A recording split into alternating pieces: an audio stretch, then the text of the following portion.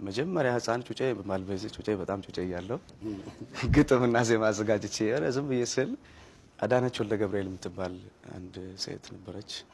ወይዘሮ አዳነች ወልደ ገብርኤል እሷ የመጀመሪያ አይን ምልክቴን ያየችልኝ እሷ ናት። ብዙ ጊዜ ነጮች የሲዲ አልበማቸው ላይ ካያችሁ ዘፋኞች ሲናገሩ መጀመሪያ ችሎታዬን ያየልኝ ሰው አመሰግናለሁ ይላል እና በኋላ ሰው ከከበበ ወዲህ አይደለም የመጀመሪያው ሰው እሷ ናትና በጣም እሷን ላመሰግን እወዳለሁ። እንደዚሁም ሌሎችም አሉ።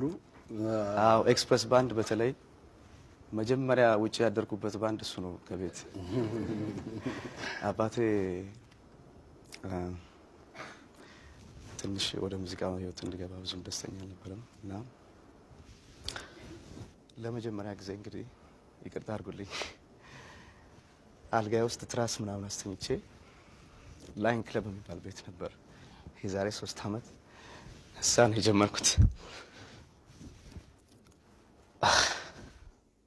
ይቅርታ አይ ነው ይቅርታ። እንዴት ነው? ለአባቴ ልዩ ፍቅር አለኝ። ከዚህ በላይ መናገር አልችልም።